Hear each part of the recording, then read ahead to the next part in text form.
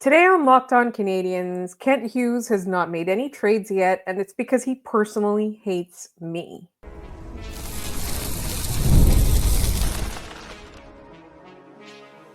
You are Locked On Canadiens, your daily podcast on the Montreal Canadiens, part of the Locked On Podcast Network, your team every day. Hi there, everyone, and welcome to another episode of Locked On Canadiens. We want to thank you all for making us your first listen of the day. As you know, we're free and available wherever you get your podcast, as well as on YouTube, part of the Locked On Podcast Network, your team every day. My name is Laura Saba, and you might know me from my days at Habs Eyes on the Prize or as a producer on Hockey Primetime. And I'm joined, as always, by my wonderful co-host, Ian Boisvert, who you might know from his days on Rabid Habs or on the Build podcast. Ian, how are you doing on this evening where the heat wave appears to have broken and we're going to get more normal temperatures tomorrow? Better. We're getting there. It's weird that, we're prepping for the NHL draft, so we're talking about hockey a lot still, and it's 115 degrees out. It just doesn't feel right. Yeah. But as you're listening to this, we have one more sleep until the draft. So very excited to finally get there. And we'll talk later in our draft week segment about why there's no trades. I'm not buying any of the transaction hype any longer. I'm totally over it. So, I'm just gonna be there for the boy auction, and that's really it. That's really it. We will talk about that in our third segment, but first, the Montreal Canadiens release their preseason schedule, and then kind of tangentially related to that, there are talks about moving the regular season to an 84-game schedule, and we're going to talk about that in our second segment. And obviously, we'll talk about draft week. And why there have not been any trades. I won't lie to you, like maybe 80% of the reason I picked this topic was to prompt Kent Hughes to then immediately trade somebody as soon as we've finished recording. So everybody keep an eye out for that. But in the meantime, I do also want to remind everybody that Scott Matla is going to be joining us for the Friday episode. So if you have any mailbag questions about the Rocket or the upcoming draft that he may be able to answer, please send them our way. All right. First things first, the Montreal Canadiens have released their preseason schedule, and in addition to the 11 billion games that they play against Toronto and Ottawa, this time there are some new faces, the Pittsburgh Penguins and the Philadelphia Flyers. Yeah, that's right. So the preseason schedule kicks off on Monday, September 22nd, with a home game against Pittsburgh. The very next day, a home game against Philadelphia. A few days later, on September 25th, a home game against the Toronto Maple Leafs. Then on Saturday, 2 days later, they go into Toronto to play the Maple Leafs. On September 30th, they're in Quebec City. It's technically a Senators home game, which I think inviting the Canadiens to come and play in that is just kind of a weird thing to do, especially because they didn't invite the Canadiens to come and play there. And then they finish the preseason schedule a few days later against the Ottawa Senators at home. So the Canadiens went with the minimum number of games, which had sort of been a trend. Like last year, they definitely brought it down a little bit. This year, it's 6. As of right now, the lowest you can have is 6. We'll talk in our second segment about next season because that's going to change. But I think to say that they're playing the minimum is sort of to bury the lead on this, which is that once again we end with 2 games against the Ottawa Senators in a situation where I just don't think anyone learned their lesson from this past preseason, where or the ones before it. Or the ones before it. But I specifically want to talk about this last preseason that we just experienced. The Canadiens finished that preseason with those 2 games against the Senators. And in doing so, that first game against the Senators at the Bell Center, the Canadian, let me just read the penalties that took place in that game. David Savard, high sticking. Jake Sanderson, holding. Ridley Gregg, interference. Michael Pezzetta, roughing. Michael Pezzetta, misconduct. Shane Pinto, tripping. Arbor Xhekaj, roughing. Arbor Xhekaj, interference. Brady Tkachuk, roughing. Arbor Xhekaj, game misconduct. Noah Gregor, slashing. Yoel Armia, hooking. Artem Zub, hooking. Kirby Dach, interference. Ridley Gregg, misconduct. Ridley Gregg, fighting. Kirby Dach, fighting. Kirby Dach, misconduct. Logan Mailloux, tripping. The Canadiens in that game had 52 penalty minutes. We learned nothing from that game. We learned not a single thing about that game, and neither of those teams was more prepared for the regular season after that game. So then I think it's 4 days later they play Ottawa again. And in between those games, Kent Hughes and Steve Staios get on the phone with one another and they say, "Hey, let's cool things off. We're not gonna play a lot of our stars. Don't play a lot of yours. We're not gonna do it. We're not gonna, the last game of the preseason is usually a full season tune-up. It's usually your full roster and maybe a couple guys who are on the fringe. And instead, we got no information out of that. And I just think that last season Montreal got off to such a terrible start, and I think that this has the chance to do that again if those two games go as the ones did last year. No, I think absolutely. There's something about these two teams that when they meet, things just go completely off the rails. And that's like on a good day when playoff spots are on the line, when, things like that are happening. So when you take a preseason, which everyone considers to be meaningless, except for the rookies trying to make the NHL, honestly, like I think it gets worse. There's something about it that just riles them up a little bit more, gives them like they feel like they can do a little bit more, right? Get away with a little bit more. And I don't see a universe in which Ridley Gregg plays the Montreal Canadiens and does not do at least 15 stupid things. Right? Yeah. I don't think it's ever happened. No, I mean, Ridley Gregg likes to insert himself as the main character in a lot of these stupid moments. You go back to him against the Maple Leafs, taking the slap shot into the empty netter, which, by the way, I was totally cool with. And even if he did it on my team, against my team, totally cool with it. It's an empty netter, grow up. But I also want to point out that the Canadiens are not blameless in this, right? Like, Arbor Xhekaj takes a run at Tim Stützle. He's not calming things down. He's proliferating things. Things are getting worse from that point. And I think this preseason might have the opportunity to be worse because the Canadiens are going to come into it having the experience of that first round playoff loss against Washington, where and trying to prove that they're tough. Yes, where they got hit a lot. Washington was very physical and tried to run them out of the building very early on in that series. And I think the second one thing goes sideways, we're going to have another street fight in that game. And I know it's June. These games are not until September and October. But I just think that nobody here learned the lesson that they were supposed to, which is that the preseason is not for making statements and inflicting pain on your opponent. The preseason is to skate the vacation out of you. Yeah. It's to get you ready for NHL game speed. It's to help you see your prospects at an NHL, level of competition. And to get those groin injuries out of the way. Right, exactly. Like, and we're not even talking about the two against Toronto, because looking back on that, like, yes, the Cedric Pare thing on line A sucks. It just sucks that those two were ever on the ice together because they just shouldn't have been. Yeah. And you will be happy to know that Cedric Pare currently does not have a contract for next year, so the chances of that happening are rather low. We'll see what happens. But like, it's just all of these games, especially that early when guys are just trying to ramp up, I feel like you are just at a higher risk for injury. And it wasn't just Montreal. Like, Drew Doughty broke his leg playing in preseason games this year. Like, guys get hurt in these games, and it's one thing if you get hurt in an NHL regular season game because that actually it matters. Like, I feel like you're like dying in vain if you get injured in a preseason game that doesn't matter.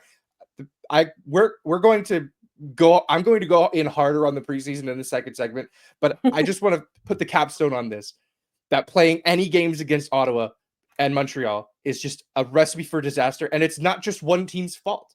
They are both guilty parties in the nonsense shenanigans that always seems to happen between these guys in the preseason. I am not looking forward to it. Yeah.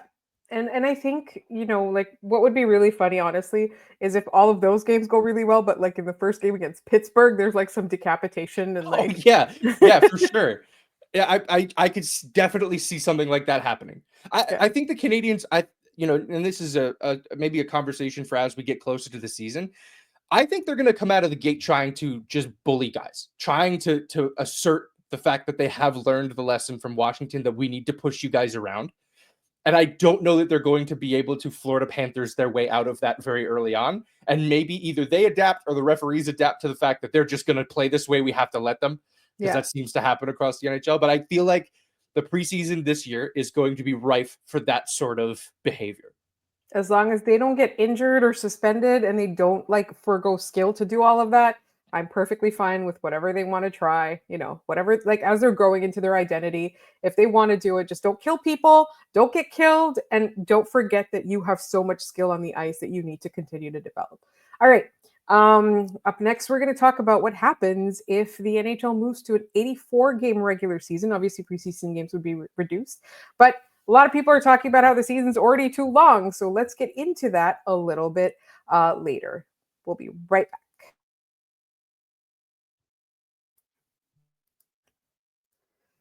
Ever wish managing your money felt easier?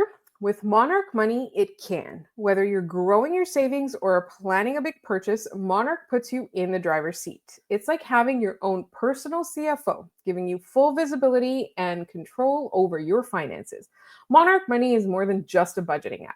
It is a complete financial command center. You can track all your accounts, investments, and spending all in one place. So in addition to managing your money, you're also building wealth. For me, I think the most surprising thing that happened when I started using Monarch Money and tracking my spending was just how much money I was spending on miscellaneous incidentals every single day. Just random things that I would pick up that are not helping me in any way. They're not helping my budget. They're not helping my savings goals. But Monarch Money is here to give me all of that, the big picture. It's so easy to track everything just in one place, and just really like it hits home for you how you can very easily improve your financial situation.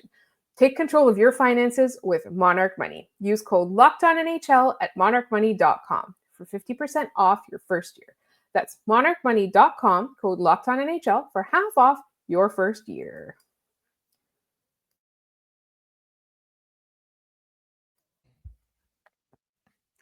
All right. Just as we were going to sit down to record, the news broke that the NHL and the NHLPA are discussing moving to an 84-game season as part of the next collective bargaining agreement, which I believe expires in September of 2026. I don't think anyone is in the mood to go into a lockout. I think this is a conversation that is going to take place, and eventually, the 84-game regular season part is going to win. My first question is, what is this about? I think the biggest thing is money, right? Yep. I think that's part of it.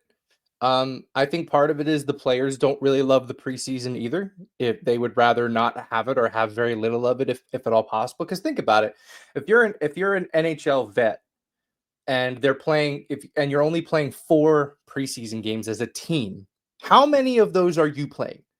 Like Nick Suzuki, right? How many has he played? 1, maybe 2, right? I think that matters a lot to them. And I think this is a really good sign if you are like us and you need hockey to be happening, to have something to talk about, because the fact that they were able to negotiate this, it seems small, right?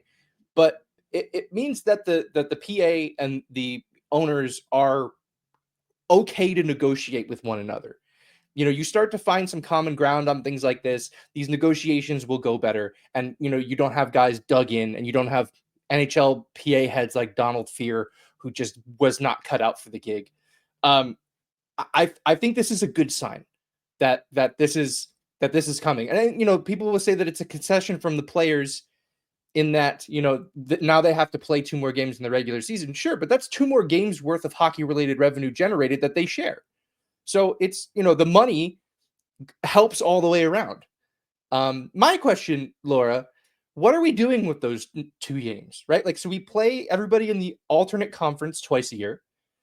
And then, the rest are kind of split up amongst the people in your division. Sometimes you play them 3 times. Sometimes you play them 4 times.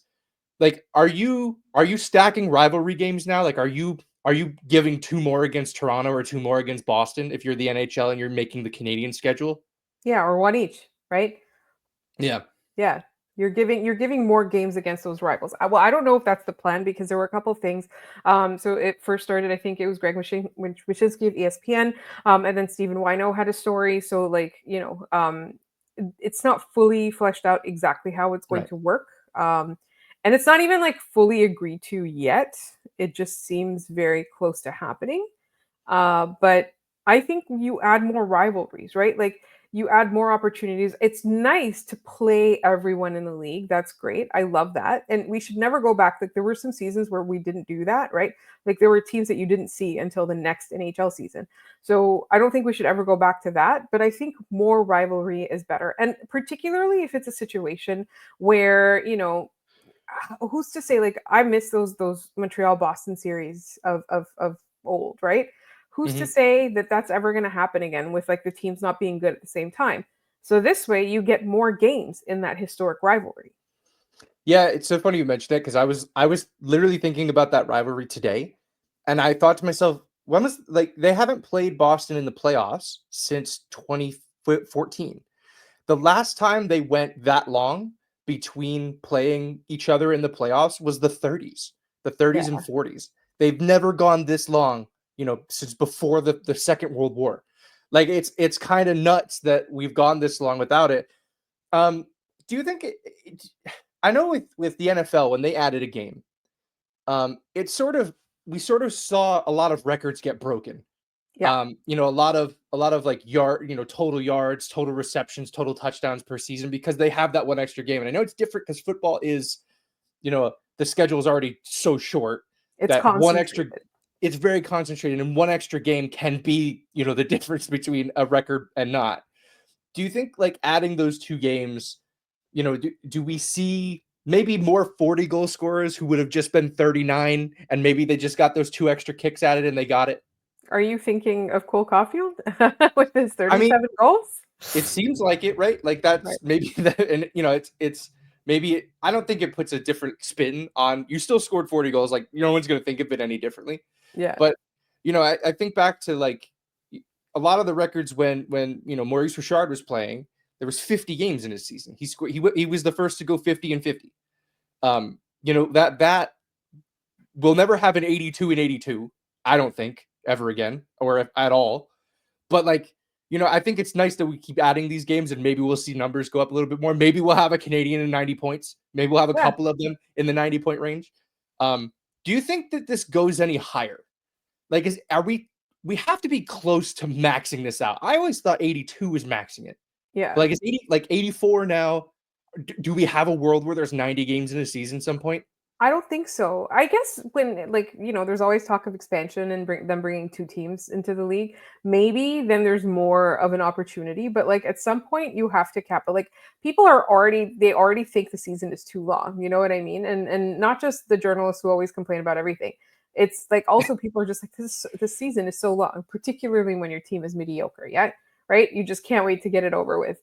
Um or like for us, I think one of the reasons that we are for this is because our team just had such great vibes around it that we missed seeing them, right? Yeah. So if it was a team like, I don't know, the Vancouver Canucks, I don't know if I'd be feeling the same way. um No, another Buffalo Sabres season where now you have to watch two more games. Yikes. yeah. And especially thinking moving forward, the NHL is going to be part of the the international calendar. They'll be playing more Olympics, they'll be playing World Cups, they'll be condensing their schedule still and adding more games to it.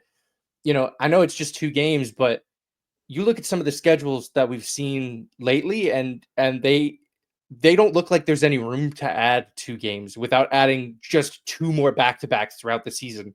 Yeah. And the Canadiens are in a cluster of teams, just geographically who get a ton of those back-to-backs because there's so many teams within, a decent range of them. Yeah.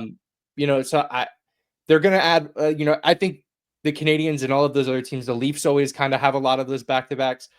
They're going to see more of them as the schedule increases by two games. But I think I speak for everyone when I say, good riddance to those two preseason games. I never will miss a preseason game. I don't think that there's much value to them, at least from a viewing standpoint. And I'm glad the players kind of agree, and to a certain extent, the owners also agree. Yeah, absolutely. And I think that that's a big thing too, is that they're still going to be playing the same number of games. It's just that two of them are going to actually count now. Yeah, Two of them, yeah, it's true. yeah, like two of them are subject to regular season rules. Two of them are definitely going to make a crap load more money.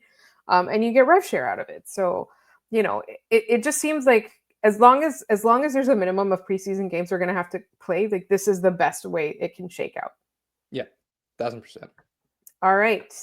It is draft week. The draft is a day away by the time you're listening to this. And Kent Hughes has not made any noise whatsoever. So we're going to talk about why and is it a good thing in just a moment here on Locked On Canadiens.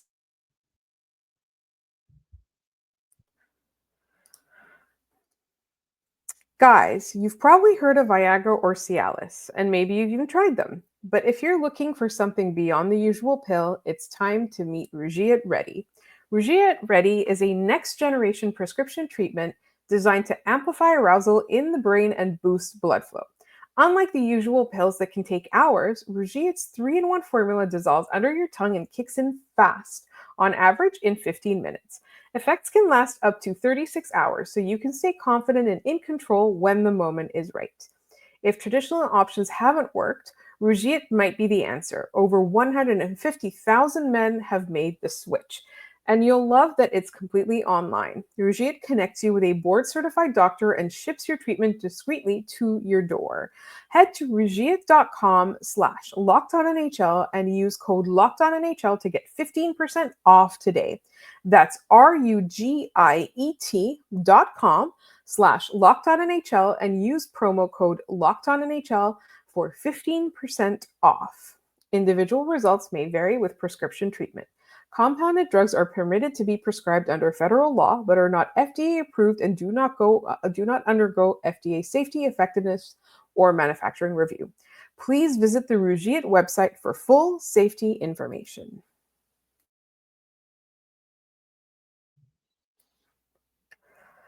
All right, it is draft week, and we have been hearing of some trades that have been going on, right? Trevor Zegras, Evander Kane, lots has been going on, but Kent Hughes has not made any noise whatsoever. Now, I personally think it is because he hates me personally and doesn't want me to have anything to talk about on this podcast.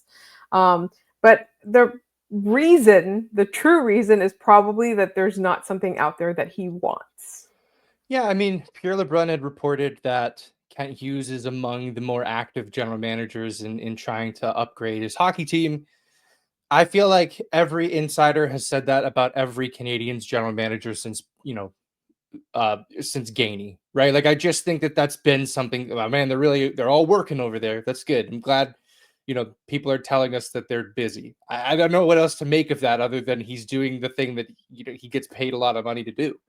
I think I mentioned this off the top. I'm done with buying the hype that this offseason is going to be crazy. That's been every offseason for 15 years. And maybe we have 2016, end of list. Like, I think that's kind of it. And I'm just like, I'm burnt out of buying in and drinking the Kool-Aid, so to speak, on this offseason is going to be nuts. You better be glued to your TV on day 2 of the draft when someone trades a 4th rounder for a prospect 4th liner. I have a hard time getting excited for it. And I think, to your point, Kent Hughes probably hasn't done anything yet because there might not be something worth doing. Looking around the league at some of the moves that have been made, I think we are in line to see a bunch of teams make incredibly stupid decisions because they go, hey, we have the cap space. The cap's going up. I think that the Ducks are confused. I don't know what's going on there. They got nothing for Zegras. They completely tanked his trade value. Got nothing out of it. They don't know what they're doing. No, go get Chris Kreider in the twilight of his career. Fine. But they're going to take a run at Mitch Marner. Mitch Marner's looking at that and going, I ain't playing there. There's no way he's going there. There's a better chance he goes to San Jose. I look at now Vancouver, who just traded for Evander Kane. They traded a 4th round pick. They eat all of his salary. They help a divisional rival get out of a cap crunch. I don't know what's going on there. I want to read a post from a friend of the show, Jay Forster, host of Locked On Blue Jackets, who said, incredible to have all the locker room / culture drama of last season and go, you know what will fix this? Evander Kane. That doesn't make any sense. Jay was bang on. That is incredible. The Patterson Miller soap opera that was all year last year, and they're like, let's just run it back. Yeah. With a different guy, we're running it back. They'll be like, let's collect all the toxic guys. All of them. Yeah. All of them. I think, Brian Burke always says that the 2 days where the most mistakes are made are the trade deadline and free agency. I think you can add this draft week in there this year in particular because of the fact that the cap is going up and a lot of teams think it's time to put their foot on the gas. I think we're going to see some very, very stupid mistakes. And if that's all that's out there, if Kent Hughes stands pat and just says, you guys are crazy, I'm not touching any of this, the Canadiens will be better for it. Yeah, we'll be better off. It'll take a bit longer to figure out who the new who the second line center is. It's going to take a little bit longer to to see who's going to bolster that defense. There's there's some waiting to be done, but I would rather wait than be saddled with a mistake made out of FOMO. Yeah. Another example of a team who I think is desperately confused, the Buffalo Sabres. We keep talking about them. We will continue to talk about them. I know Bowen Byram wants out. I know JJ Peterka wants out. But you kind of just have to tell them no. They're under contract. You guys have to be better. I just don't know that this is headed anywhere positive if you're dealing those guys away. And then, if you're the Montreal Canadiens, later on when you haven't found a second line center, maybe Buffalo is a team that you're looking at because they're completely dead in the water. And you go, we would like a second line center now, please. I think that the Canadiens might be better off buying their time and looking around in December and January when a bunch of these teams go, oh crap, we're not very good, and have to start that retool. I think Montreal might be best served to do that. Just looking around the league and getting a sense at what's going on right now. Of course, it's Kent Hughes. He makes a lot of trades that come out of nowhere. He's very good at keeping things under wraps. So maybe he has something cooked up, but just looking around, it would not shock me if they walked up there and they made their 2 picks on Friday night. Maybe they did some shenanigans, moving some picks around on day 2, and they went into free agency and they signed a third line center, and that was the bulk of their summer. Yeah. I don't know what else there is to do. I think so. I think the thing with the Montreal Canadiens is that they understand that they need to be better at every position. They need more. They understand that. But they're not going to do it the stupid way, right? They're not risking. They're making calculated risks. If they do take risks, it's going to be calculated. There's going to be a method to that madness. They're not just going to do it because some guy may be available and then the Ottawa Senators want him or something. Yeah. Well, and Rasmus Andersson is in Calgary is a guy that Montreal may be linked to. Right-hand defenseman, plays like a jerk, has some offensive flair to him as well. But I believe he's an unrestricted free agent at the end of the season. Unless there's a contract attached to that, I don't know that Kent Hughes should be all that interested in acquiring that player. No, if he goes to free agency, you have a chat. Yeah, but spending assets to get him now is for a team that, in all honesty, we don't know that they're a playoff team next year. I think the Bruins and the Rangers will have their say this year that they didn't last year. I think Columbus will be right in that conversation again. Detroit might be in that conversation. Montreal might be in tough to make the playoffs this year.